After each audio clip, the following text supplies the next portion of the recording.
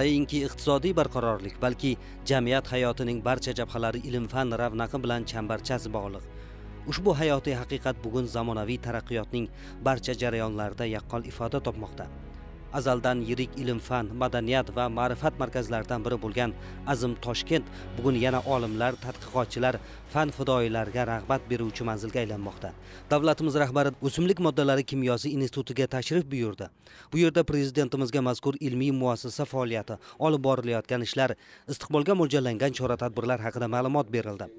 Institutda Fanlar akademiyasi akademiklari, olimlar, ilmiy tadqiqot institutlari, oliy ta'lim dargohlari rahbarlari, O'zbekiston Respublikasi Prezidenti devoni, Vazirlar Mahkamasi, vazirlik va idoralar mutasaddilari ishtirokida yig'ilish bo'lib o'tdi.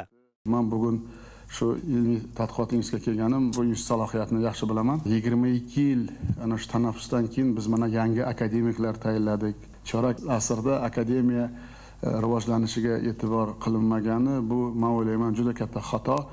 Endi biz intensiv va progressiv rivojlanishni qilmasak, biz uni yetib olmaymiz. Shuning uchun men sizlardan ko'proq eshitib, nimalarga biz e'tibor qilishimiz kerak. Mana biz akademiyaga ana shu o'zini xarajatlarini byudjetdan qoplash bo'yicha qaror qabul qilib berdik. Bu ham bu og'ir eng katta yo'nalish bu akademiyani, tadqiqot institutlarini ertangi kuniga nimalar e'tibor berishimiz kerak. Men sizlarni hammalaringdan eshitib, keyin o'z fikrlarimni aytmoqchiman. Hurmatli Shavkat Miromonovich, butun fan olamidagi olimlar bilan uchrashuvingiz an'anaga aylanib boryapti.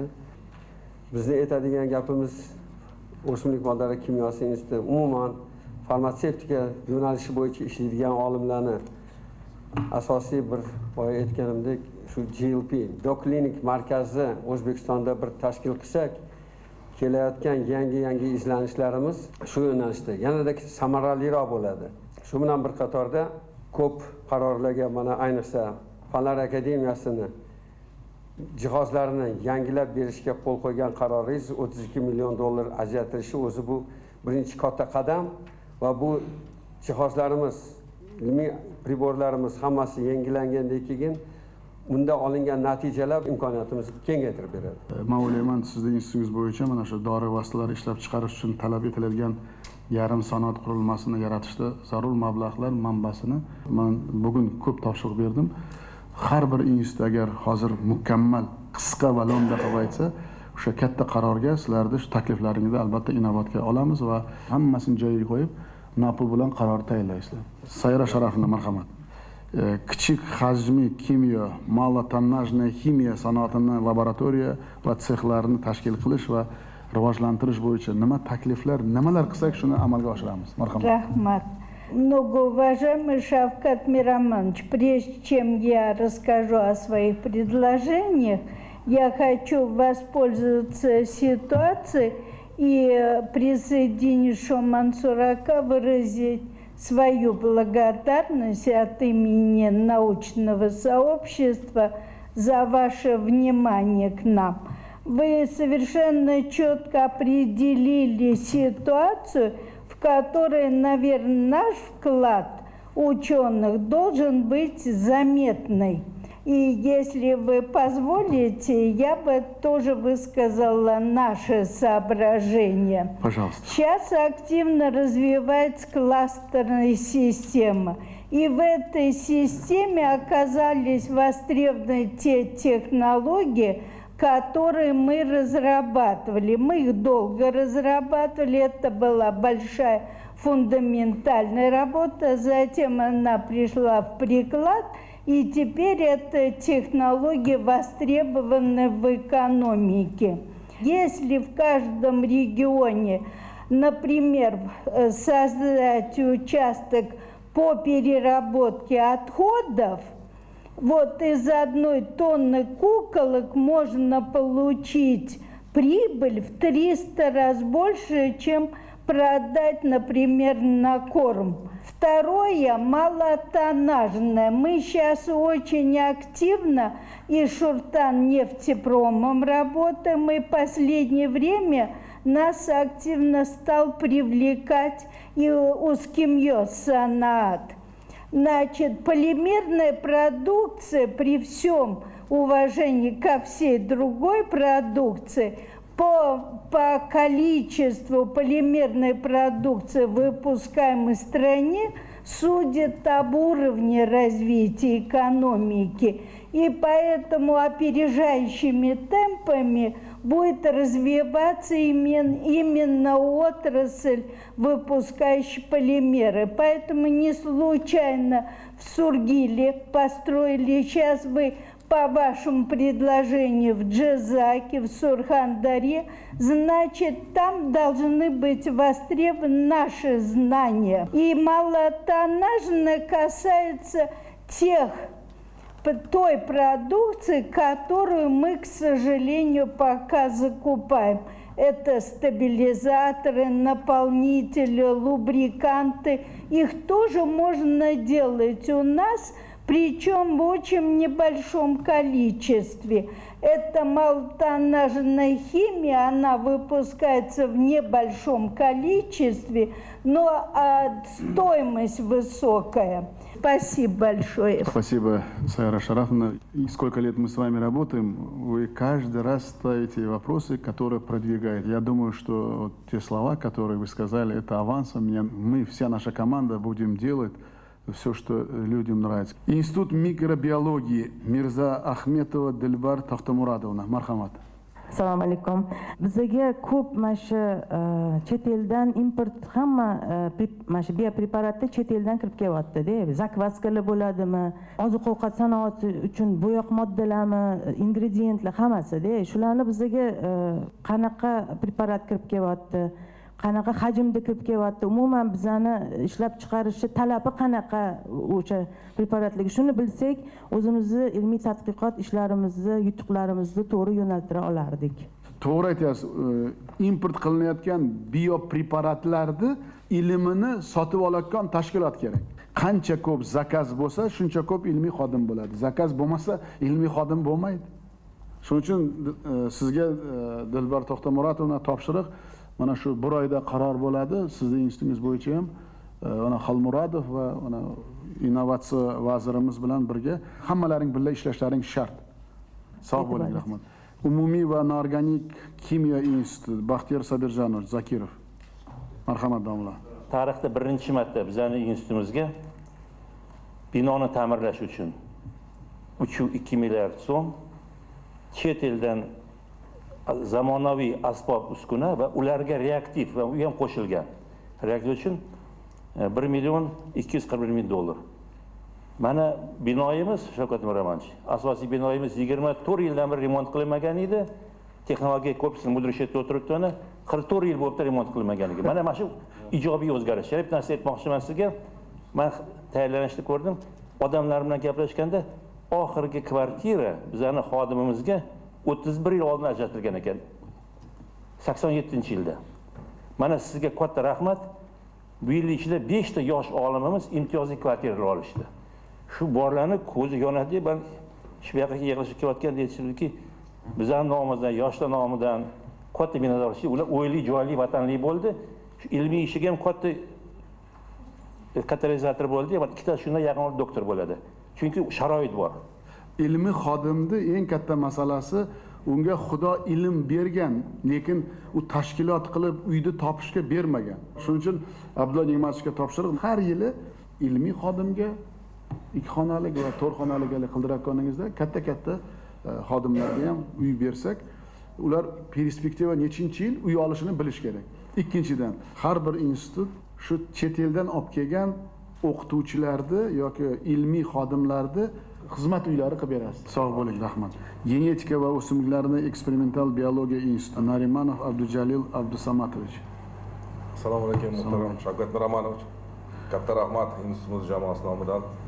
Sababi mana yopilish arafasida turgan institutimizga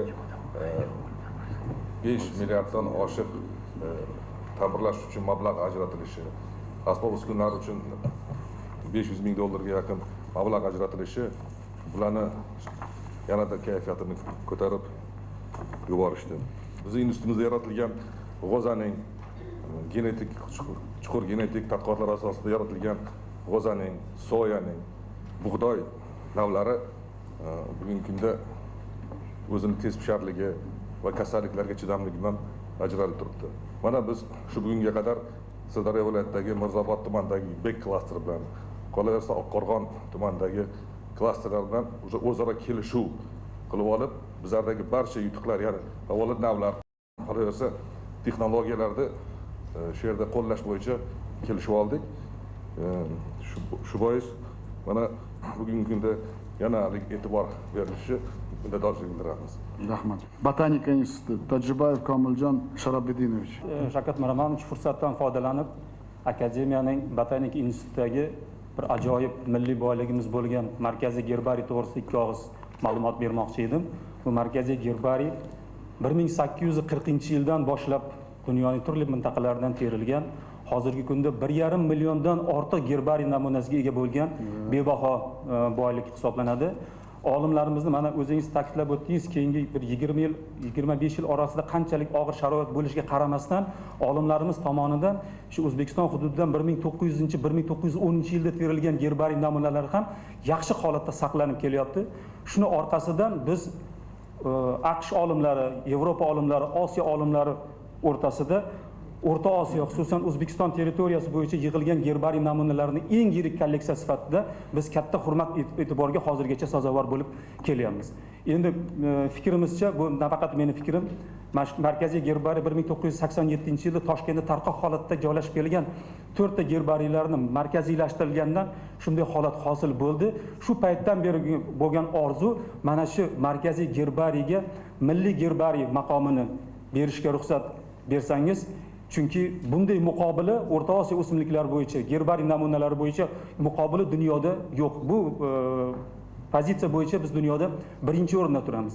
Milliy boyligimizga agar milliy gerbariy maqomi beriladigan bo'lsa, bu nafaqat o'zbek olimlarini, balki O'zbekistonda biologik xilma-xillikni, o'simliklar xilma-xilligini o'rganishga davlat darajasida, oliy darajada e'tibor berilayotganligining yaqqol namunasi bo'ladi va bu kelajakda uni rivojlanishi esa shu sohani rivojlantirish bilan birga yosh yigit qizlarimizni tarbiyalash, hatto maktab bolalarini tarbiyalash, turistik obyekt sifatida xizmat ko'rsatish mumkin bo'lgan bir millatimizning bir faxri bo'ladigan holatga keladi. Shuni agar imkoniyat bo'lsa yordam bersangiz.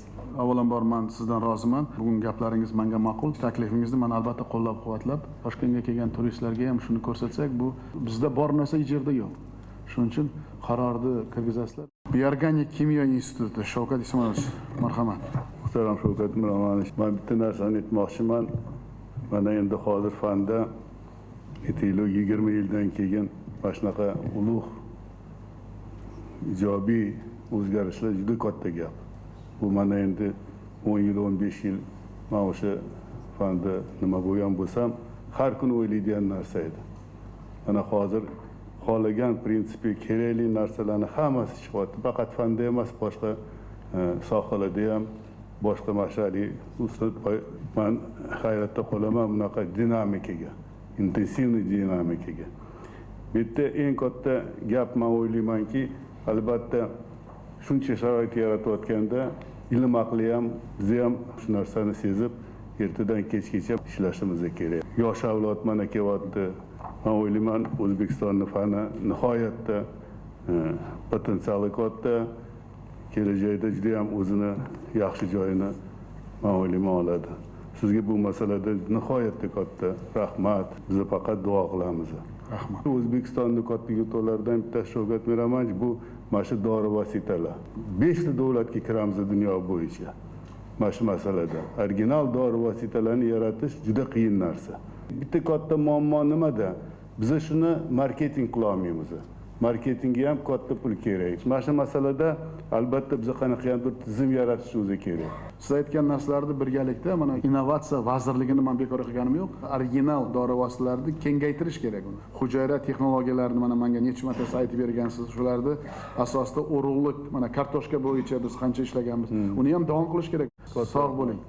Zoologiya instituti Xalmatov Baxtiyor Rustamovich, marhamat. Bizning zoologiya institutimiz 2017-yil faoliyati qayta tiklandi. Ushbu munosabat bilan zoologiya instituti xodimlari nomidan sizga chuqur minnatdorchilik izhor etaman. Institut qisqa davr ichida o'z faoliyatini to'liq tiklab, institut ilmiy kengashi yo'lga qo'yilgan. Bu bo'yicha respublikamizga zoologiya mutaxassislari bo'yicha 3 ta fan doktorlik va 8 ta biologiya fanlari bo'yicha falsafa doktorlik dissertatsiya ishlari muvaffaqiyatli himoya qilindi. Bugungi kunda zoologiya instituti tomonidan xalqaro tashkilot BirdLife International bilan hamkorlikda O'zbekiston hududidan uchib o'tuvchi 12 mingdan ortiq qushlarning ro'yxati tuzildi. Bugungi kunda bizning oldimizda turgan bir muammoimiz, institutda zoologiya kolleksiyamiz mavjud bo'lib, ushbu kolleksiyamizda 12600 turdan iborat 90 ming ekzemplar saqlanadi. Oxirgi 5 yil vaqtda bizni ushbu kolleksiya bilan saqlash, ishlash, ilmiy ishlarni olib borish uchun sharoit yaratilmagan edi.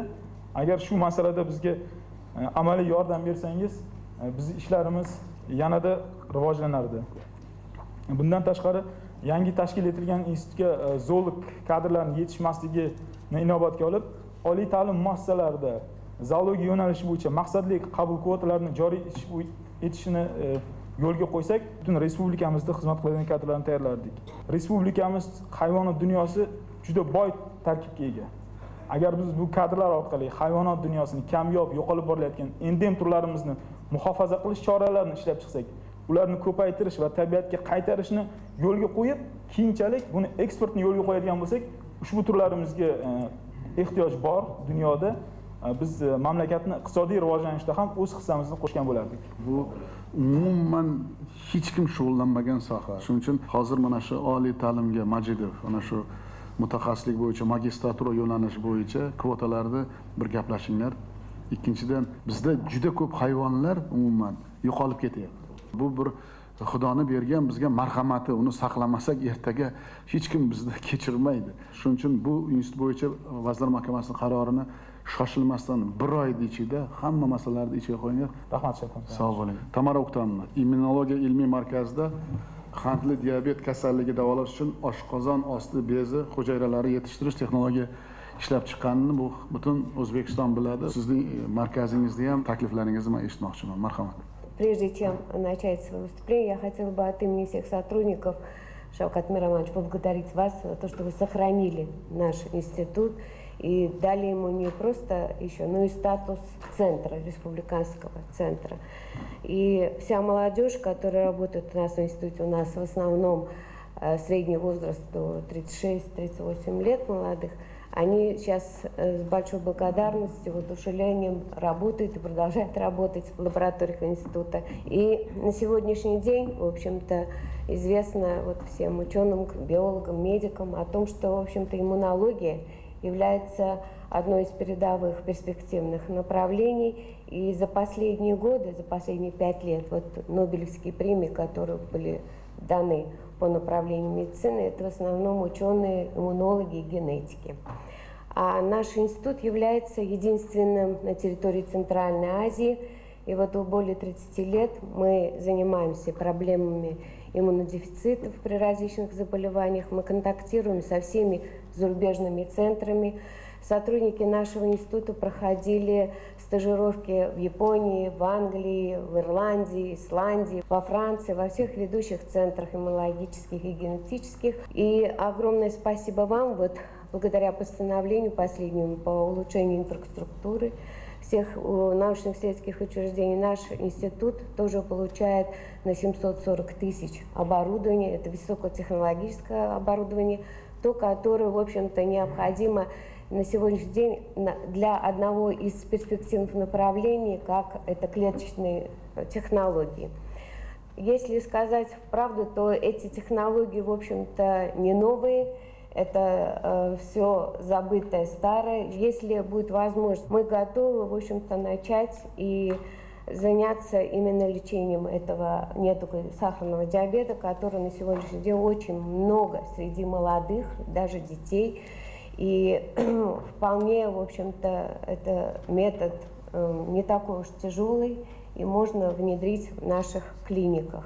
Сахарный диабет уже омолаживается. Вот этой наукой, если мы не будем заниматься, мы, молодежь тоже сейчас потеряем многих. Филиал этого института должен быть во всех областях. Подготовьте постановление Кабинета министров. Ион плазмовая лазер технология института Ашуров Хатам Бахронович. Мархамат. Assalomu alaykum. Assalomu alaykum. Bizani oxirgi yillarda qilgan ishlarimizdan bittasi o'sha monosellanlik texnologiya. Buni 30dan ortiq chet mamlakatlar patentladi. Katta tajribaga ega bo'ldik. Yaxshi. Bizning institutimizga eng ko'p jihozlanish uchun pul ajratildi. Lekin bitta iltimosim bor edi. Hozir tajriba uchastkamiz yo'q. Keyin yana bitta muammo bor Shavkat Miromonovich. Bu ko'pchilikga taalluqli. Bu injener texnik xodimlarning maoshini pastligi. Bu juda ham og'ir masala. Bekzod Sadiqovich o'tiringlarda shu injener texnik xodimlarda ham qanday og'ir bo'lmasa bir taklif bergin, imkonini topinglar. Rahmat. Rahmat. Astronomiya instituti Shuhrat Abdumannonovich. Assalomu alaykum muhtaram Shavkat Miromonovich. Mana sizning qaroringiz qabul qilindi. Hozir Astronomiya instituti qoshida Mirzo Ulug'bek nomidagi maktab internat qurilyapti. Qurilish ishlari ketyapti. Biz Xalq ta'limi vazirligi bilan ustavlarini ishlab chiqdik. Qabul qilishdi. 1 oydan keyin tanlovini boshlaymiz. Planetariy qurilyapti. Mana vazirlar mahkamasi bilan ishlayapmiz. Endi fundamental astronomiyaga kelsak, shuni sizga mamnuniyat bilan aytishim kerakki, astronomiya sohasida O'zbekiston boshqa nimalarga qaraganda eng ilg'or fan sohalariga qaraganda biz jahon reytingi bo'yicha 228 ta mamlakatdan O'zbekiston 94-o'rinda turadi, 55-asr. Demak, biz atrofimizdagi mamlakatlardan hammasidan yuqori turamiz. Endi bundan tashqari mana siz tashabbusingiz bilan 4 metrli teleskop O'zbekistonda o'rnatish bo'lyapti.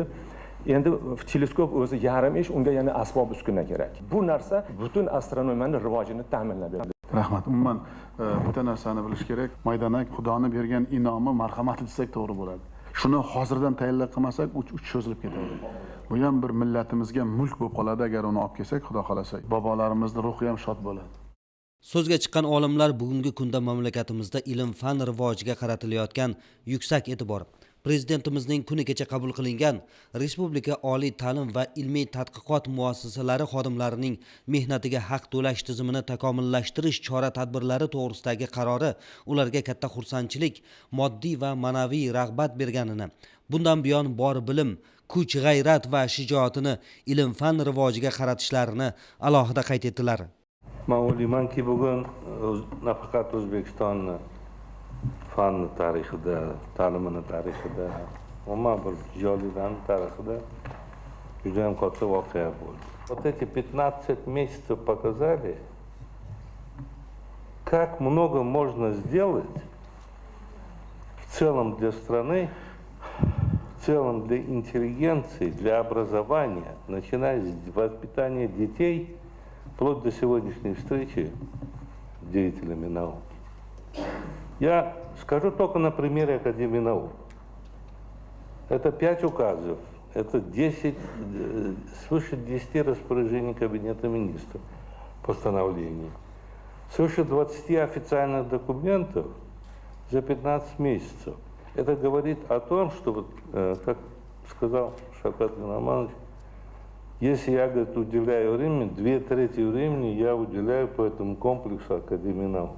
Конечно, мы понимаем, что это аванс, но мы должны определить приоритетные направления развития науки, как вы правильно сказали, на ближайшие хотя бы 3 года, но чтобы в конце была либо Нобелевская премия, извиняюсь, либо конечный продукт. Вы на месте, вот здесь сейчас решили столько проблем, которые накопились в Академии наук, и от имени всех присутствующих, всех 5000 сотрудников Академии, я хочу вам выразить благодарность за вашу поддержку. Спасибо большое. Rahmat.